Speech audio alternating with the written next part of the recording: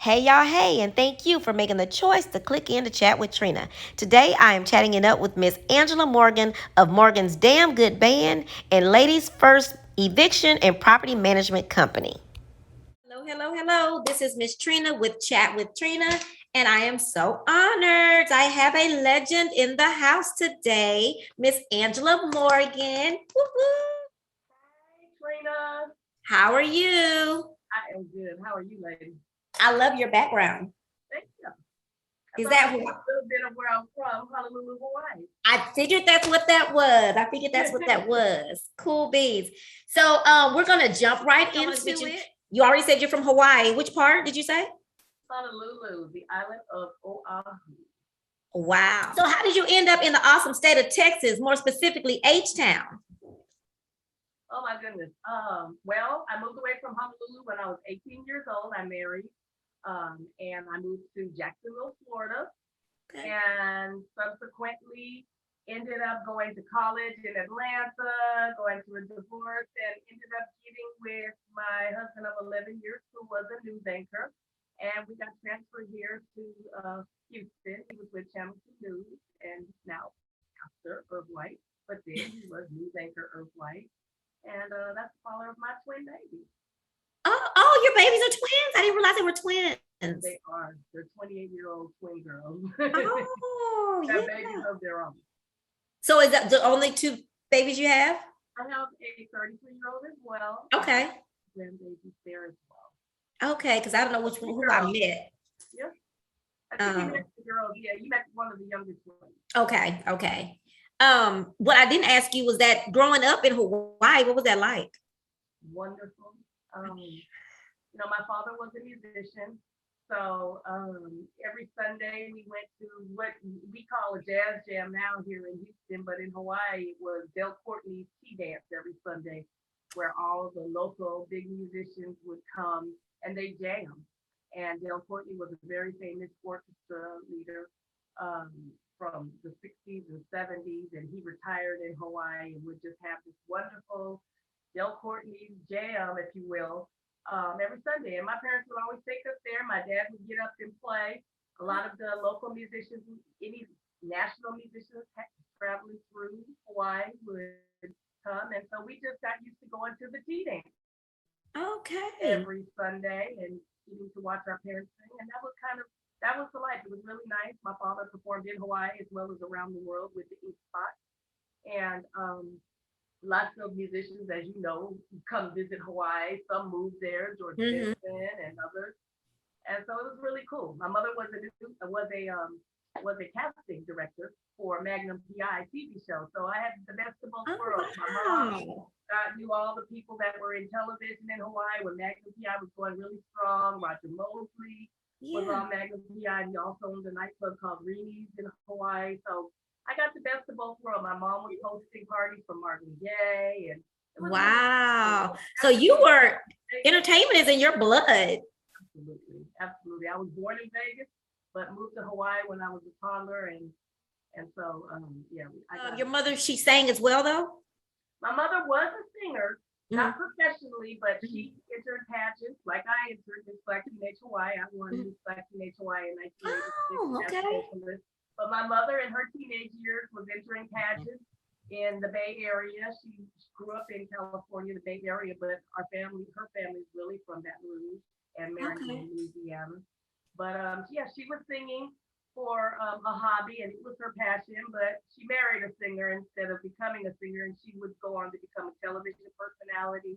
She had a TV show that came on between American Bandstand and Soul Train called Disco Express in Las Vegas when I was a toddler. Her very first guest was B.B. King. So she went on to be in television and then become, in the industry while my father continued his profession. His profession. Oh, I need to go back and ask you kind of funny thing. When I asked you, you moved to Houston. So who is your team? My team when I moved to Houston?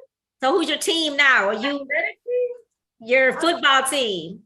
Let me tell you something. Okay, so when it comes to athletics and professional sports, I am the most ignorant person in the world. My husband at the time was actually a sports anchor. Oh, okay. He covered the Super Bowl and he covered all the games. He had a rock and roll sports with Irv White where he interviewed all of the Texas. Well, they weren't the Texans then; they were the Yeah, Oilers. the Oilers. And I was just really ignorant to all of it.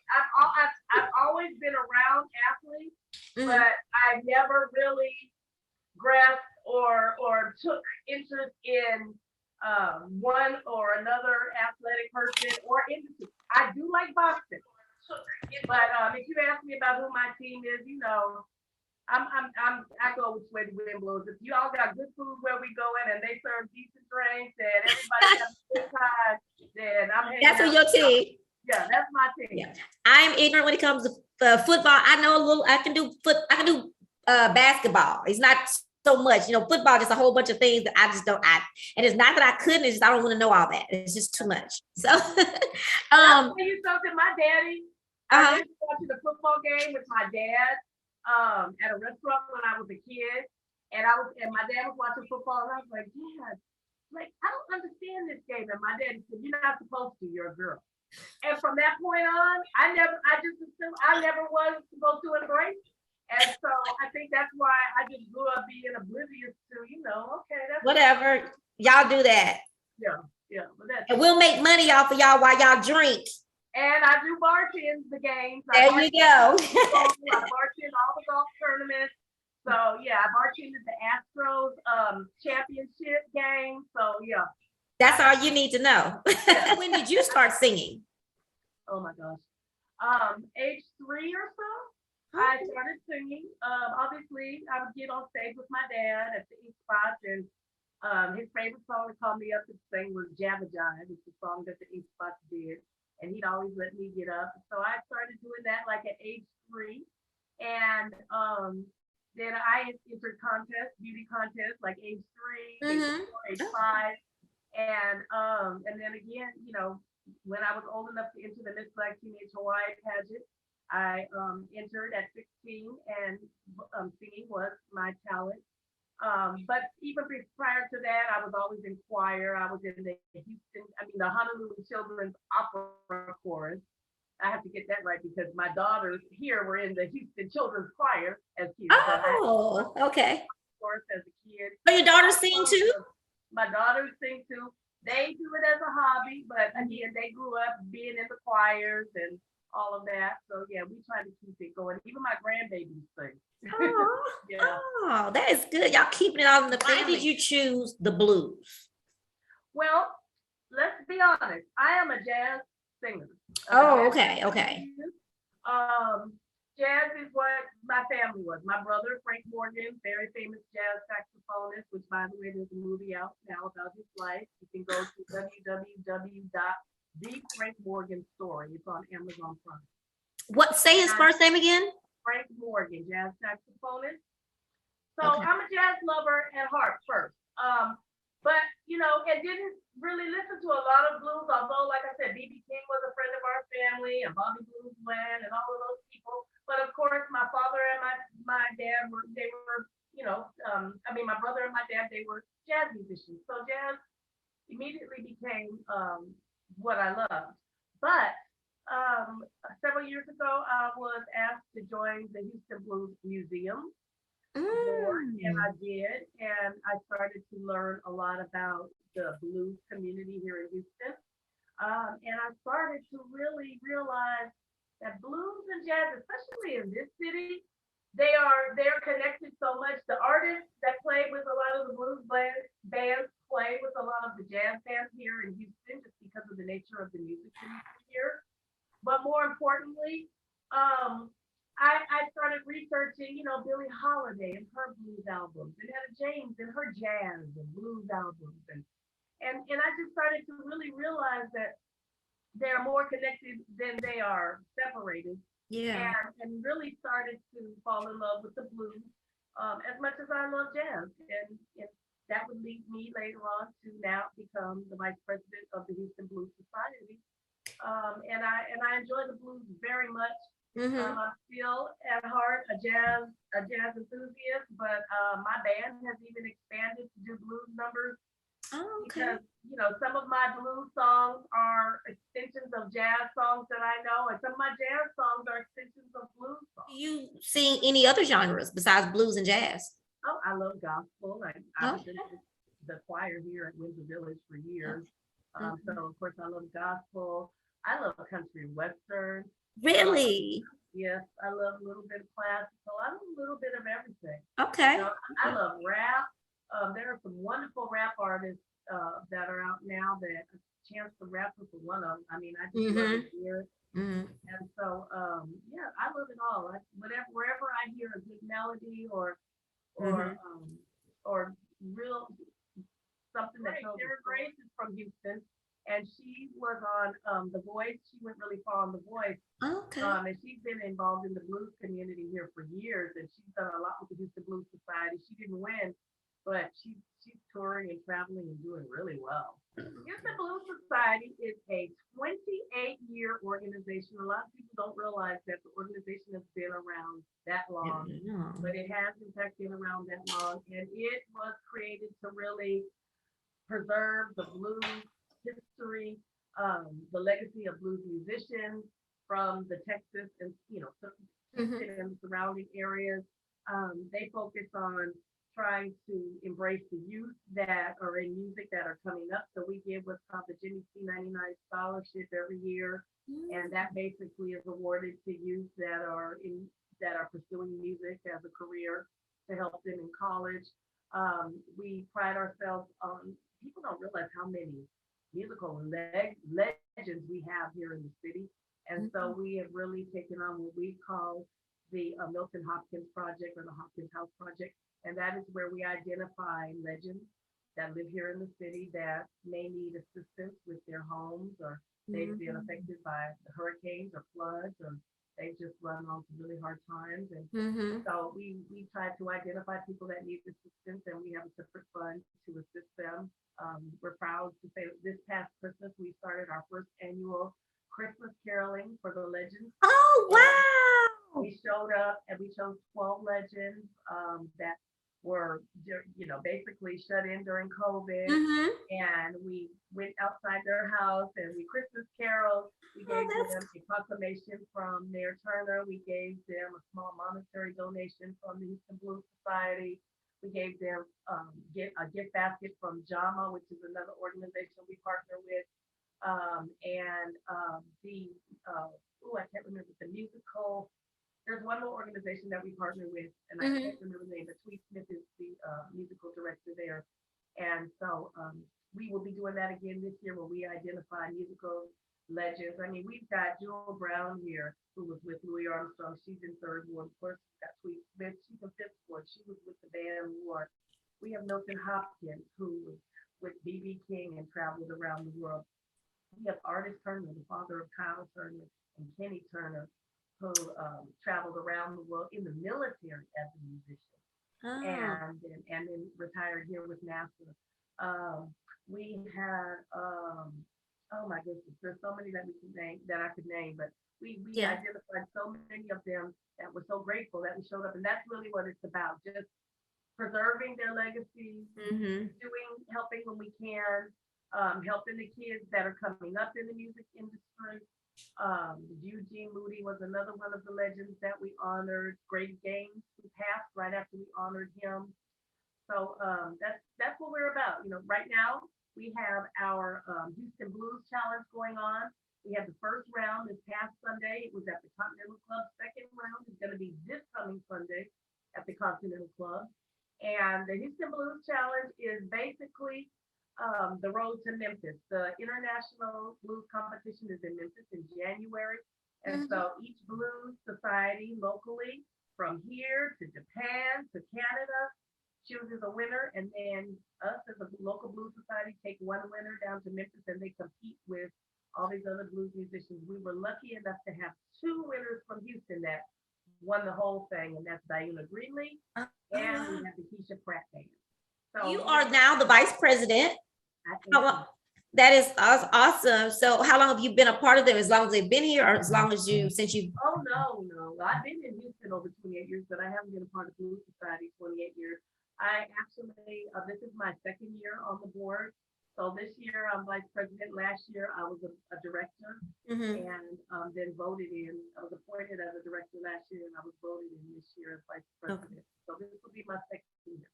Okay. Well, they should be very happy to have you in that role because good things I'm sure are going to come too. Your name is always connected to really cool things. So, and they're always successful because you used to be a part of the, what is it, the Club Owners and Liquor Store Owners Association. What was it Yes, called? yes, I was the director for the NCLBA, National Consolidated Licensed Beverage Association, the Houston chapter, which at that time was started by Wilbur Bass, who were Maxwell, Red Roosters, RIP. yeah, and rest in peace, Will. And he was one of the founders of the local organization, which was actually founded in Detroit.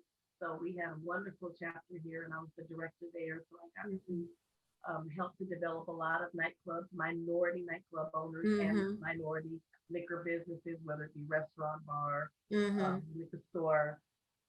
That's what we did. We just basically bridged the gap between liquor companies and the And venues. the So the on-premise and off-premise venues to try and help them with marketing, get them exposure, and teach them how to grow their businesses and sustain them. And I'm a oh, member of the USBG now, United States Bartending Guild, and so we still do tons of workshops with bartenders, with the liquor okay. companies, the executives come in. I had the fortune of having dinner on Monday night with the Black Distiller. She was voted Black Distiller of the Year for Oh, Uncle Nearest whiskey. And if you haven't heard about Uncle Nearest whiskey, check out the story. Uncle Nearest was the African American that actually taught Jack Daniels the formula to make Jack Daniels. And the story is just now coming out in the last couple of years. And the family now has a distillery where they produce Uncle Nearest whiskey, which is using Nearest Green's recipe. And oh, all of the descendants are sent to college with the proceeds from that whiskey. And oh, the distiller for Uncle Nearest, who is a descendant of Uncle Nearest, was here in Houston at Trey's Wine Bar on Monday night. And she oh. did a three-course dinner that we went to, and she was doing a bottle signing at OST Liquors, which is a black liquor store on OST, Okay. doing very well as well. My father is deceased. He was 52 when I was born, and my mother was Oh, 18. My mother was the product of his eighth wife. You got to watch the film definitely. www.thefrankmorganstory to get the whole Get the whole, story yeah, about the we ain't background. gonna spoil it here on Chat with Trina. Yeah, but yeah, make a Oh, long story short, Dad, of course, is no longer with us, but my mother is very much with us. She's probably watching. Hey, mom. And she lives in Hilton Head Island, South Carolina, and she's doing her thing down there. She's been okay. teaching charm and etiquette in the inner city schools. She has a book out as well Oh, called The Proper Meet by Miss Florette, or you can Google Miss Florette Manners and Charm taught through the inner city schools in South so what do Carolina. you think about the music in schools being Well, taken out? I think that we don't you people don't really realize that kids are exposed to music, from day one. Um, growing up as a kid, and I think you and I are around the same age, Mm-hmm. we watched Sesame Street, right? We Mm-hmm. watched what was the other one? The Electric Electric Company. Company. Exactly. And when we learned all of the different verbs and all that with the conjunction, Conjunction function. and Yes. things like that as kids, right? And Mm-hmm. so kids were all, even with my dog, my 33-year-old, she loved Barney and she learned by Mm-hmm. I have a cousin who actually was one of the co-writers of the Sesame Street theme. And so, Gosh. yeah, Bob Crenshaw. And so, he was a jazz musician, and that was a jazz song for Sesame Street. Wow. And so, the children have been exposed to music and lyrics and rhyming to learn letters and words and put sentences together since they were born. So it makes perfect sense that it would wake up that spirit in them when they actually hear Yeah. vocalists. I mean, my kids come to my show, or I'll take my kids to shows out in Discovery Green or all these other Mm-hmm. places, and my grandkids will just dance all over the place, and they just love that environment. And so I can't see that there would be a kid on earth as a toddler that doesn't like to hear music and then just go and True. dance around and Mm-hmm. play and Mm-hmm. jump and tumble. and if they're exposed to it enough, then they grow up with a love for it. So I think, that's one of the things that my brother's moving is going to be, all the proceeds are going to be donated to music in schools, because a lot of the music programs the budgets have been Mm-hmm. cut. And another board member with the Houston Blues Society is Al Campbell. And Al Campbell, he has his own festival, which is coming up, by the way, the Willow Water Hole Festival. But more importantly, he does a lot with the Summer Jazz Workshop youth. He does. Oh, I know him. He Yes, does the 4212 event. yes, he does Cafe 4212. He does, well, they're not open right now, but they do a Monday night jam right now at Phil and Derek's every Monday night, I and didn't they know welcome that. youth to that jam.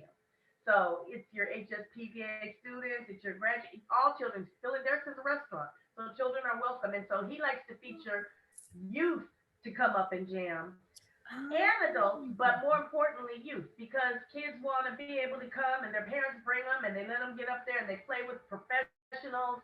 And so it really just enhances their craft. But he's very instrumental in getting youth involved in some of the education programs that involve music. But a lot of the music programs have been cut. So programs like that, there's the Conrad Johnson organization that has a youth program as well. My grandson goes to the all boys school, Mickey Leland in Fifth Ward, and they have a music program there, Okay. and they've got my grandson playing the trombone, and he's a vocalist. So Oh. you just have to look for it. If your school's not doing it, there used to be the organization Music in Schools, which that organization is no longer, but they were putting instruments in schools. Mm-hmm. So you just have to really look for it if you want your children to get involved. There's a lot of programs for the youth to get involved with. Some of them are free. Some of them that you have to pay for them. Some of them you can get sponsors for. But there's a lot more in the city available to you to get involved in music than people realize. Performance, believe it or not, I'm 53 years old, Uh-huh. around 53 years old, and I have always been singing at jams and whenever somebody said get up and sing whatever, and bands would let me sing. And there were two people. One was Cynthia Robinson, who just passed away, who was with Grady Gaines for the longest. Then the other Mm. one was Jewel Brown, who was with Louis Armstrong.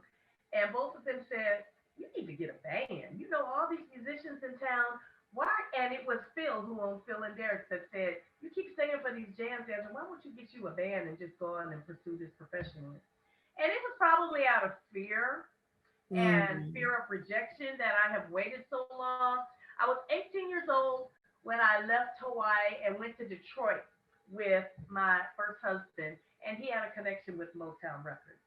And like I said, I had sung for my talent, Miss Black Teenage Hawaii, and all that, and called myself singing, being a singer. That's what I wanted to pursue. And so I auditioned for Motown at 18.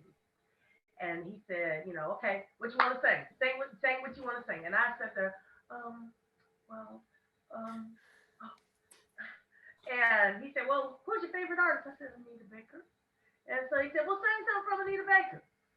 Oh, okay. And make long story short, I sounded like crap, and I froze up. I didn't have it. I didn't have what it took then, and Yeah. it was really discouraging to me for years. Mm-hmm. And I Mm-hmm. pursued other things, and two things I always wanted to be growing up was a singer and a lawyer. And so I just really I went into being a housewife, and I owned several businesses, a daycare, and I owned a couple of nightclubs. I managed a couple bands. I danced around being my own entertainer until Yeah. I really got that courage from and that inspiration from Cynthia and Jewel. I was like, and Jewel said, "Girl, you're good enough to sing in one of these steakhouses somewhere." And I was like, "So Jewel, like coming from Jewel Brown." And so, Yes. and Cynthia used to be like, "Girl, you just don't have." I always imitate, "Girl, you don't know what you got." And she would always tell me that. And they both really gave me the courage to say, "You know what? I know enough musicians." And so, Yeah. to answer your question, my first professional gig was at Phil and Derek's, the new Phil and Derek's, not the Uh-huh. original Phil and Derek's. Uh-huh. About 2 years ago, that was my first paying gig. Really, And so my Angela? band is relatively new. Yes, just 2 years ago. ago. And I grabbed Dr. Robert Sanders, who retired from Purdue University from the music department. He co-wrote a lot of Earth, Wind, and Fire's music. He's my keyboard player. My drummer is Joe Frenchwood, who I call him the hardest working drummer in H-Town because he plays Mm-hmm. with the blues bands, the rock bands, the jazz bands. He can do everything. He was just featured in Living Blues magazine for 2021 as one of the best drummers in the world. And I'm Awesome. lucky that he's my drummer. Of course. Then we have Mike Garris on guitar, lead guitar. Mike Garris. He lives really in the Detroit area, but he's a pilot and he flies in for my gigs. He's a bad boy on the lead Look at guitar. that. And then my bass guitar uncle Barnes, Monk we call him, and he does a lot of stuff around town with a lot of people, a lot of high profile private gigs. He did a show with Barry and Bobby Siegel, who put the H in rhythm and blues. He's also one of the musicians on the single that I did, a tribute to my father, If I Didn't Care. And that makes up my band. I have a saxophone player, Ron Afria, who is recovering from a really bad car accident. Oh. And Vincent Gross plays with me a lot. Vincent's brother is a major blues musician in New Mm-hmm. York, and his brother was featured in my brother's movie. So me and Vincent kind of do the brother and sister thing now that we're here in Houston together. He just came from Philly not long ago. I'm gonna mention this. So you have worked in you've owned clubs, you've managed clubs, you've done a lot of things. And I admire that so much in you. And the person, so when you say how you were so shy when you perform, when you tried out, me as a, I've always wanted to own a club or run a club, which I've, kind of backed away from that now, but I did. And being a woman, men are quick to say, I get you a club. I got a club that you can manage. I'm going to hand you, now that I'm grown up and nobody gives you anything. And if they do, you need to have some paperwork signed that say your name is on that club, or they can pull it from you. So on that note, that was a little personal, but so, I was young and didn't know no better, but that's okay, because I didn't learn from it. But women can fall into that trap of they want this so bad, because I believe it, because back in the day, Charles Bush, he did give Black women opportunities to run and own businesses. And he was a hands-off, from my understanding, he was hands-off for the most part of letting them learn the business and do it. So that's one of the reasons why I thought that would be. But my question to you is, what are some of the challenges you've had as a woman in this entertainment club business? What is some of the challenges, and how have you handled those? Well, everybody that knows me will tell you that I drive a pretty hard bargain. I don't know if it came from watching my dad. I remember my dad having several managers for his band. And then I remember in the later years, my dad sitting around the table with his phone book open, making calls himself to cruise ships, the Queen Elizabeth cruise ship. I heard my dad book his band, the Ink Spots, on the Queen Elizabeth cruise ship to go around the world. He did it twice, going to Japan and Hawaii to LA. And I heard my dad book himself. So um, I of course, I've been met with opposition, Mm-hmm. but I've, been pretty aggressive, even Mm-hmm. called a bitch. Mm-hmm. Mm-hmm. Called bitch on a couple of occasions. but but um, you know, I've learned a lot of lessons. I've learned um, a lot about how you treat your staff from being because I think I overcompensated for being a woman by trying to be a hard ass in a lot of the Mm-hmm. businesses that I owned. Um, and I had to learn the fine balance between being an owner and being compassionate Mm-hmm. because I didn't want people to take advantage of me. Yeah. Um, and so, I think that it's just important to stand up for what you believe in. It's important. Oh my God, I can't tell people. I'm a paralegal as well, and you've got to be able to read that contract, the fine print. If you don't understand it, take it to somebody that does. But I'm gonna tell you something. I suggest that every single person out there trying to do any kind of business take law classes, even if it's just an HTC, $200 a class. Every human being needs to take law classes because everything we do in life is contractual. Mm-hmm. From buying a car to buying a house to signing a lease to signing up for a credit card. Yeah, Everything we do is it contractual. is. And understanding how to read contracts, understanding how to maneuver through the pitfalls and the traps of verbiage is extremely important. I can't tell people how important it is. You have to be able to understand what you're getting yourself into. And Mm-hmm. so I'm thankful that I've studied, law Mm-hmm. so that I can read contracts. I know how to, maybe I put them together and I tear them apart. And that's important, I think, as a female, as a male, as any business owner, and in Mm-hmm. life in general. I suggest everybody take classes. But as a woman in particular, stand up. Stand up. Don't take no for an answer.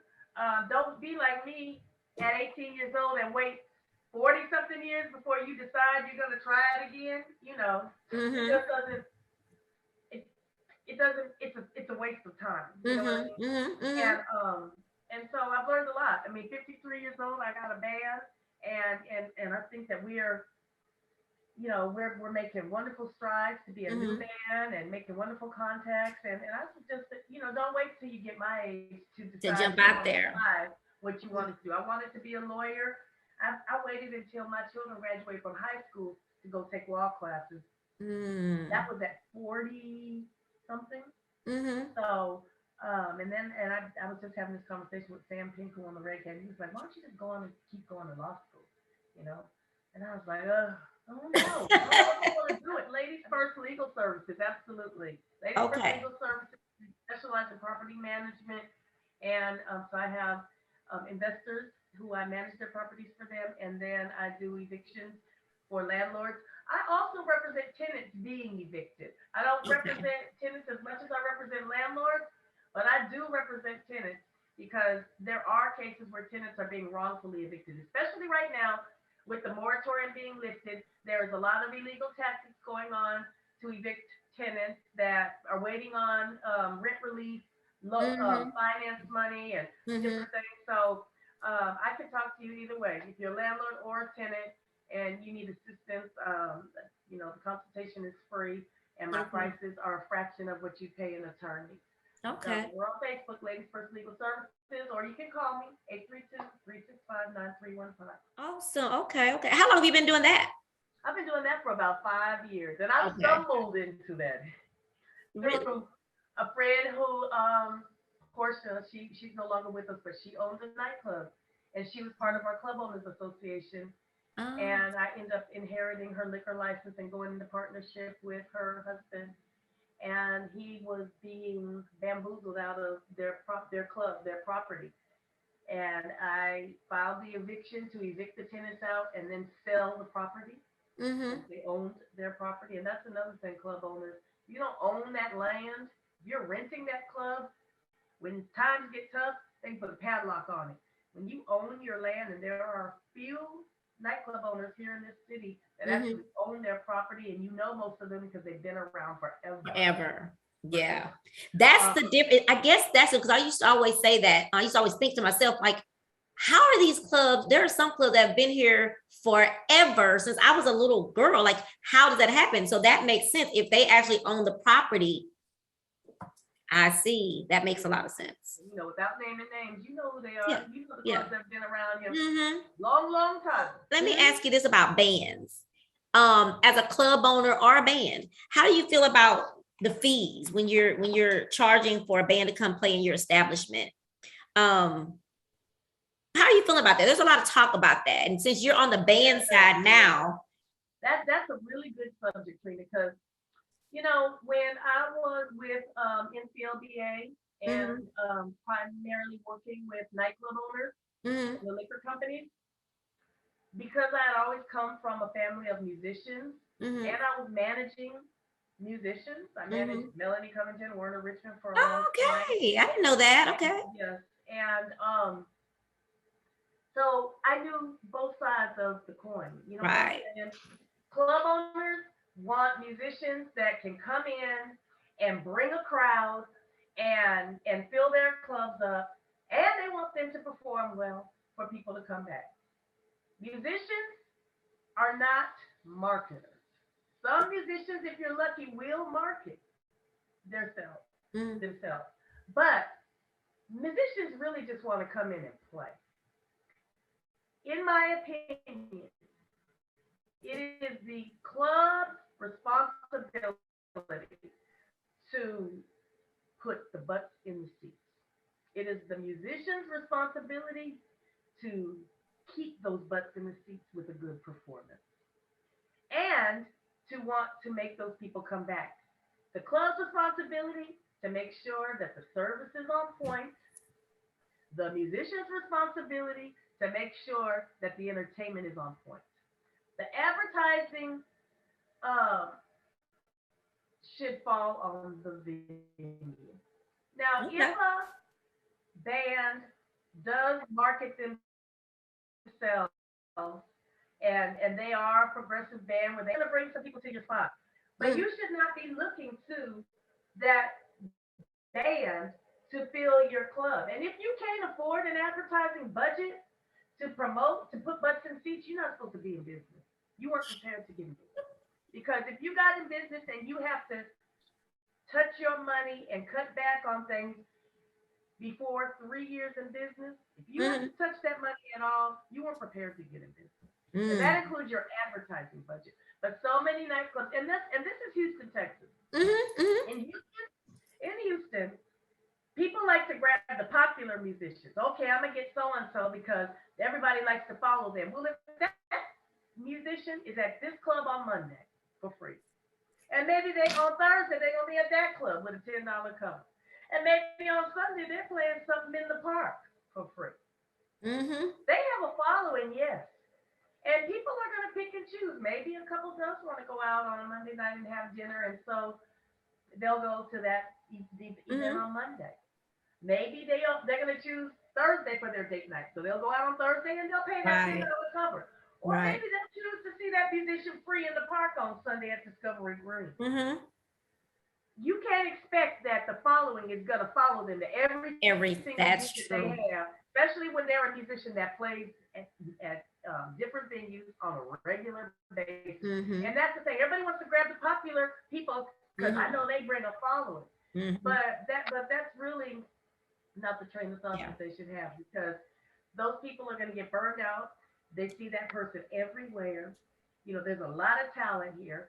And it's if that band or that musician brings people to your venue, then that's just a bonus. But they need to stop depending on the band to have the following to put butts in seats. That's just not how it works. And I definitely agree with that. I hadn't heard it put to me that way, so I have a better understanding. But I do feel like I think about the fans too sometimes. Like, let's just say there's one particular band on the Zydeco side that everywhere this particular band goes, they go wherever they go. Like when they go wherever they go. But then you got bands that's over here working so hard, and they're good bands, and people won't book them because, like what you said, oh, the popular band. So I go to some of the fans sometimes that actually like these bands that aren't getting booked, but if they play over there, that's where they're going. They're not going to come to see them. So sometimes I feel like, I don't know if that's appropriate, but I be feeling like the fans have to sometimes share the love if you do like these other bands so they can get somewhere too. I don't know if that even makes sense, but. That makes sense. It makes sense. But you know, like you take a Zydeco and that music industry, like they like to come out and they party and they come out in droves. But you got to remember, that Zydeco band ain't playing somewhere 2 and 3 days a week in Houston. You don't go someplace for Zydeco 2 and 3 times a week in Houston and see, you know, like, and play it safe. When that Zydeco band is coming out on a Saturday or a Sunday or whenever they're coming out, those people come out. That Zydeco band was playing somewhere 3 days. Okay. Okay. Yeah. Because people just ain't going out that often on a regular basis to follow one. They're just not. But and then you gotta also remember what bands are being paid in Houston. That's a whole nother issue. Whole nother You know, issue. whole nother issue. I mean, and venues need to understand that bands, musicians, that's all they do. They perform for a living. And for to give for $50 or $60 for a Mm-hmm. performance, is ludicrous. Yeah, that's the gas to get there half the time. It's almost. And then maybe they want to eat when they get there. There are some venues, I know a couple venues I played that we're fortunate enough, all my band members, they get food, they get a cocktail, plus Mm-hmm. they get a decent amount of money. I try to give my band members at least $100 a head. Yeah, And I yeah. got to the point where I don't really do gigs unless we can do that, Mm-hmm. because it's not fair to the musicians. They got bills to pay. Yeah. And a lot of venues just don't understand that whole concept. A lot of them really just feel like they want to get the band for the least amount as possible. Sometimes they want to charge at the door, and that covers the band. But bands, this is their career. A lot of them work in churches on Sundays to make a living. Yeah. So they perform in churches on Sundays, and then they gig, and that's all they do. So I just think I wish more venues would be more cognizant of that, Yeah. and really understand that it is a career. And I think they just don't. A lot of venues don't understand the dynamics of the fact that the band it's a career for them, a real career, Mm-hmm. and Mm-hmm. and and it's an insult to ask them to come out and play for 3 4 hours and pay them $50 or something. Yeah. You Yeah. don't go to work for $50. You know. Definitely. Yeah. So That was probably one of the hardest things for me working for, a venue, and we agree on a price, and then when at the end of the night I have the owner or the manager, whoever, says, "Hey, go tell them that we didn't have enough people in here." I would cringe, like, and I would even say to them, "Hey, this is not me," but but that would, because I feel like once you agree on the price, you agree on the price. I've And been in that position too, where I'd had to go and tell a band. I used to be the marketing director for Grooves under the original mm, owners, Nick Van Exel, James Posey, and Damon Jones. mm, And I had to pay the bands at the end of the night, and they did not the owners didn't understand the dynamics behind me telling a band that we didn't make enough money. Or I've had to call bands and cancel them like day of because they felt like we didn't make enough money the night before. And I have one musician, I won't mention her name, but she actually showed up to the club after I called her and canceled her. She thought it was something she did. She showed up with all her kids and her husband in the car, sitting in the car. Um, and she said, I need this money. My kids, yeah, we need to buy groceries. It was yeah. really, it tugged at my heartstrings. And at that time, being new, I didn't really understand the dynamics of telling somebody that they're canceled and them counting on that $100 or $150 at the end of the night, to pay Yeah, and gas then or to I buy think groceries. that's a horrible thing, to do it, because I don't think club owners understand, or they don't care. I don't know if they don't care, if they don't understand that when you book that band, they have Thursday booked. So someone else, if you cancel them at the last minute, that was their money that someone else could have booked them, and they don't. And again, I don't know if they don't care, or if they don't know, if they don't They really understand. don't know. I think it's really ignorance, but they really don't know the dynamics of the Mm-hmm. life of a musician. Yeah. Yeah. Some of them don't know the dynamics of the life of a club owner. But they play a club owner But every they day. playing it. They playing it. Trust Okay. and believe, I know that one. And they look at little old me, who has been around the business many, many years. So I've learned from the best. And when I say the best, all their tactics and ethics were the best, but I took it a little from here, here, here, and here, to where I know that I can give you the best. I can consult you on certain things, but they just don't want to listen. And And because you look young, um, you don't look as mature or as old as you are, mhm. and therefore, I'm sure that has a lot to do with why people will not really believe that you have as much experience as you have. You know Mhm, what I'm saying? mhm, And it mhm. and it's kind of an uphill battle to kind of show people what you know. Right. Like you said. Miss Angela, I got something for them coming. They will not be able to take me as a joke. I got something coming for them. So, Would you like to reveal um, on the chat with Trina with Angela show? Anyway, go on, do it. I will tell you though that as far as our conversation today, I posted somewhere. So eventually, I've always wanted to have this talk show with the panel about women in music, and I'm still going to do that one day. And I want us to be in person because I got on Instagram a few people chimed in and said, "Oh my God, this is something that's really needed." Talking about the women in the industry and what happens with that. There's a musician that I've interviewed that I know her very well. One night at the end of her show, a club owner said, "I don't have no money to pay you." Well, not knowing this person, she argued back with him. "I need my money." The club owner pulled a gun on her, and it was a little bitty town. I've heard about those things. I'm like, are you serious? I've heard about some artists actually whipping the club owners behind too. Yeah. I heard it both ways. Yeah. You can't play with these people money because that's their food, their money, their mortgage, their car. So anyway, I love y'all club owners because tomorrow y'all will be saying I talked about y'all. That ain't it. I just want y'all to understand the dynamics. I love y'all, and sometimes I wish that y'all would have the opportunity to work on the opposite side to see what a day in the life of a musician would be, like how we go shadow people. Y'all might need to shadow a musician to see the work they put in, the practice. If a string on their guitar break, they got to go pay for that. They got to pay for the sticks. I mean, they have a lot, to pay for to keep going as a band. Then you'll get someone say, "Well, that's the career they chose." Oh, okay. It's like that. Okay. So with you explained the ladies first eviction and management. What is your favorite song to perform? Well, the song that I wore out to the point where my kids like, "Mama, don't sing this song." All of Me and Route 66. But Route 66 is still my favorite song to perform. I've heard you sing Route 66. I did hear you sing that. I have heard you sing. Like I said, I didn't hear I haven't heard a whole set, but. Yeah. So I love singing it because it's a fun song and it lets you go into other numbers.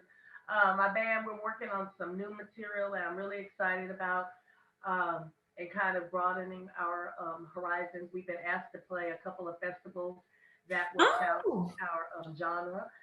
So we're kind of expanding a little bit. Okay. Well, I'm excited for you. That gives me hope because I'm always thinking, "Oh, I'm so old. I can't do this. I can't do this. I still can't do that." But that's inspiring for me. Yeah. I mean, I'm just now really starting to live in my purpose. Yeah. Yeah. And just now really feeling fulfilled.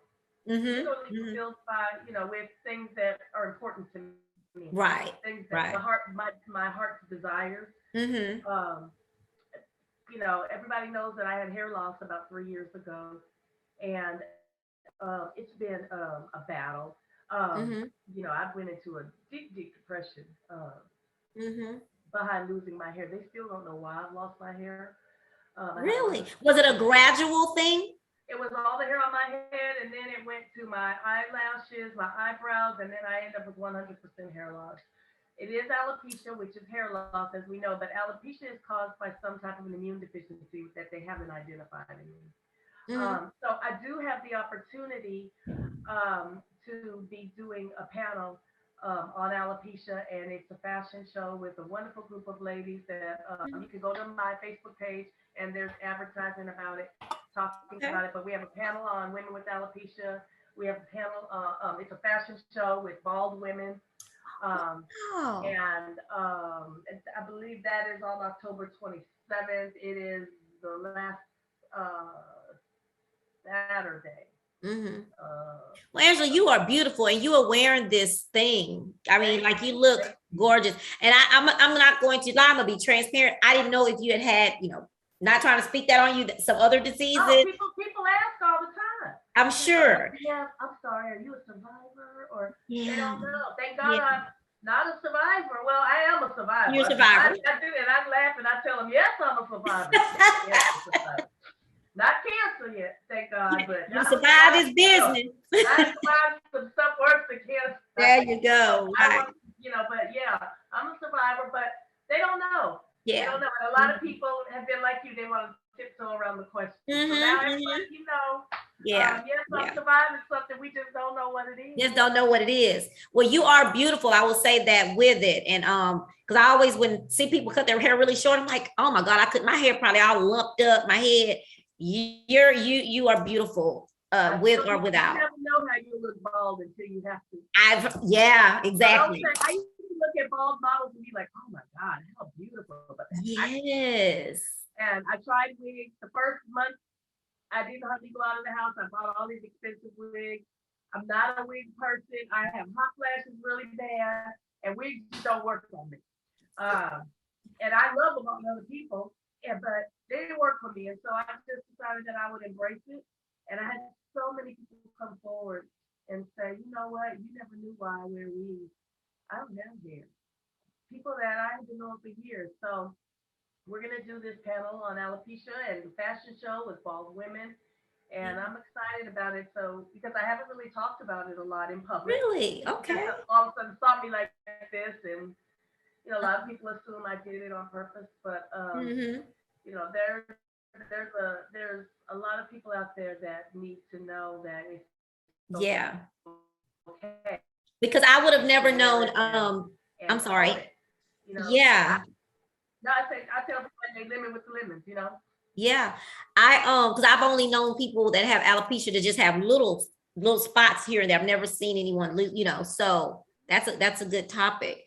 Alopecia totalis. Mhm. So we don't have music out yet, right? We're gonna get some music out. You can go to my website, www.morgansdamngoodband. How did you name your band? Oh, okay. So back to the first time I made a living, I got professional. A friend was booking bands at Philadelphia, and she said, "Girl, I'm gonna book your band. I've heard you sing." And I was like, "Okay, cool, book my band." Then I went and found me a band, and then she said, "So what's the name of your band? Because I'm gonna put on the advertisement." And I said, "Morgan's Damn Good Band, because I'm gonna get some damn good people to be in my band." And that is literally how it came about. Yeah. Funny. And if we're at a place where we can't quite use the name, then we're the DGB. Yeah. So if it's at a festival, you use DGB. The initial. Yeah. Angela's DGB or DGB. Yeah. We're winding down, so I have to ask you something else, something very controversial outside of music. Well, it's kind of part of music. The vaccine. Are you anti? I am not anti. I have been vaccinated. I recommend the vaccine. I respect those that don't want to get it for the reasons they feel they're not ready to get it. It was the right decision for me. Okay. I'm a mover and a shaker. I'm out here all the time. I don't like to be hindered on where I go and what I do. And I went stir crazy during the initial pandemic, girl. I drank myself. But you know what's funny? I do mean to cut you off. I'm gonna tell you what, you sure was right. You remember we first came back out, guess where we were? Me, you, Oscar, we was at not Sugars, we was at Scott Gardner's. And I knew you had you a few. It was like I'm outside. We out. I remember that. That's when during the whole pandemic. Yes. And we'll talk about that another day. But I had to finally go and get some help for my drinking. Wow. Yes, I did. Well, that night I do. And I drank too much and partied too much. Yeah. And I had to reel myself back in. I had to reel myself. Well, I knew that particular night. I don't think I've ever seen you that. I'm gonna say that happy. Yeah. I'm sure.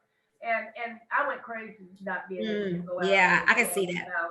And that's my livelihood.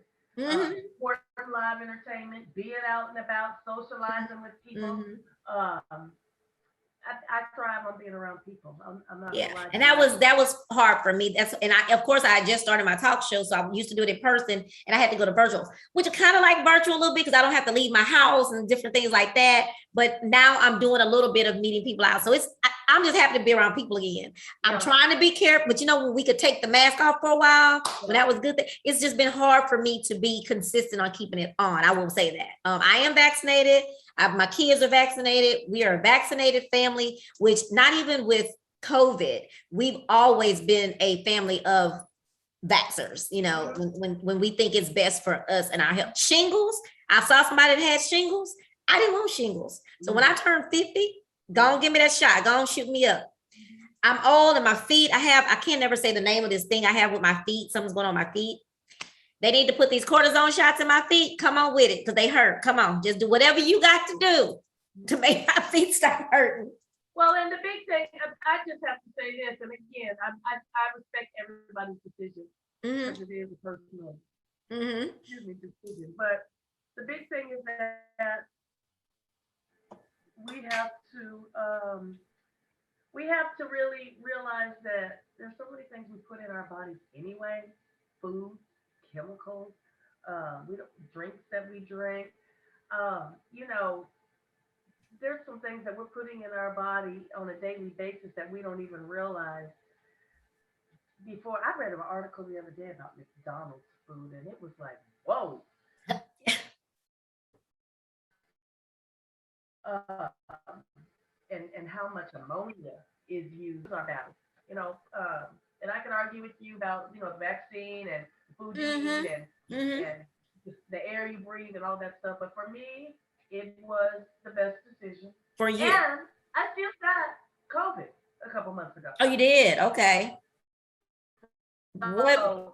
I got COVID after I was vaccinated. My whole family, my daughter, we all got COVID after we were vaccinated, but we didn't get it bad.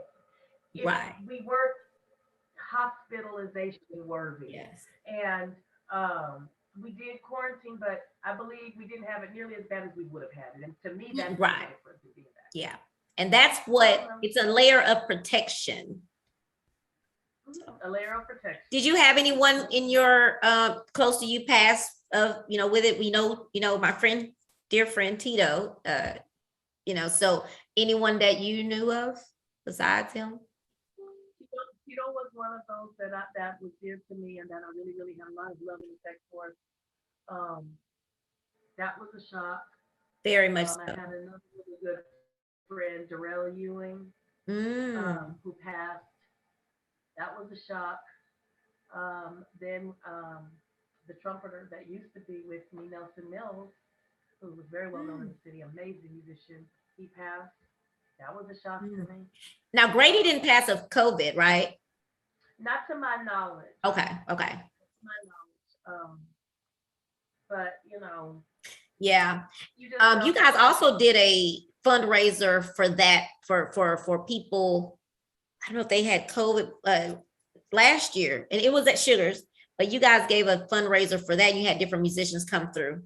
Yes, that was for musicians that hadn't passed of COVID, but who were hospitalized. Yes. One of them was my keyboard player, Dr. Sanders, and a couple other people. I won't mention their names, but at the time we had several musicians that were in the hospital due to COVID, and so we decided we would just try to raise some money and give to them because they're not working. Yeah. And they need medicines when they come home, and they probably needed rent or mortgage paid or light bill paid or car notes paid. Yeah. And so one thing about the Houston music community, we're really good about pulling together. Yeah. When we need to. I do want to mention, I think I said earlier that my dear, dear friend, Cynthia Robinson, people knew her as, passed. She succumbed to cancer. They are having musical tribute to her life this Friday at Greater St. Matthew. I think you know her cousin. And where? Boyd uses her cousin. He did tell me that. I didn't know. Sunday night we talked. He told me someone had passed. Because we started talking about, life is so short right now that we got to all start. First of all, we got to get to moving around. We got to travel because life is just so short. Got to start enjoying life and stuff. So, yeah. there will be a viewing Saturday morning, but the service is closed. But Yeah. yeah, life is short. That's the bottom line. Life is short. Hmm. Um, I know there's another lady that was very involved with a lot of musicians in town knew her. Miss White, I can't remember her first name. Now my mind is blank, but she just passed. There's just so many people that are passing around Yeah, Milton, it's so many. and we just really, man, it just makes you really take notice of the things that are important and the stuff Absolutely. Yeah, that's not. definitely. And that's why now more than ever, I'm just really, really committed again to my passion, and I see Hmm. you committed to your passion. And Yeah. this is really the time when we just go for it. You know what I'm Yeah. saying? We just, Good, what we got bad, or to indifferent. lose. Yeah, well, what do we have to lose? And Hmm. just do what makes our hearts sing. Hmm. Hmm. Music makes my Exactly. heart sing. You Yeah. love connecting people with people. You're like me, Yeah. and helping to promote business. And that's something I think we've always had in Just got to common. get We need paid each for it. They got to other. pay me now. They got to pay me now, Angela. It's time for them to pay I me. understand, I don't have a problem now telling them this is my fee. And I don't have a problem saying, you know what, I'm probably not the person for you. Baby, I've done so much stuff for free, but it wasn't Oh, for free because of my gifts. yes. But that's another thing about women and people in general that are in business. Don't be afraid to name your price. Don't stutter when you name your price. And I used to stutter when I would name my price. I say, Yes. oh, Me too. or I Me get too. the deal. But now, my price is my price. I'm proud to say it, and it won't be. I will not be for everybody. It's like my personal life. I'm not for everybody. But for those that are in my life, they thoroughly enjoy. Say that again.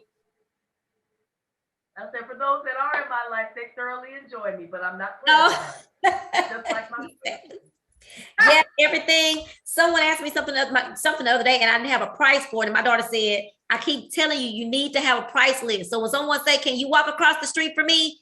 It costs this much." So you have to. It gets to the point where you just have to do that because you just people, have to. unfortunately, will walk all over you, and they respect you more. Yeah. Well, we've come to the end of this show because we're gonna do it again. We're gonna do it again with all the ladies. Um, but thank you so much for all of the things that you do. I admire you. And let me just tell everybody that Angela was supposed to be on my Trina's Favorite People month for my birthday, but our schedules did not match up because she's busy, I'm busy, and it just didn't work out. But she is definitely one of my favorite people in the whole wide world. I love Angela because she's one of those women that does so much and does so much, but she still will say, "Trina, good job," Or she one time, I think she said me, I don't know how she knew I was going through something. She said, "But I don't think I don't know what you're going through, but you're doing a great job." And that is sometimes all you need is just someone to say, "Hey, I see you. I see you doing stuff and you're doing a great job." So I want to thank you publicly for just always being there, empowering me and just walking in this light that I want to follow. I appreciate that so much. So you are welcome. I'm so glad we had this Todd.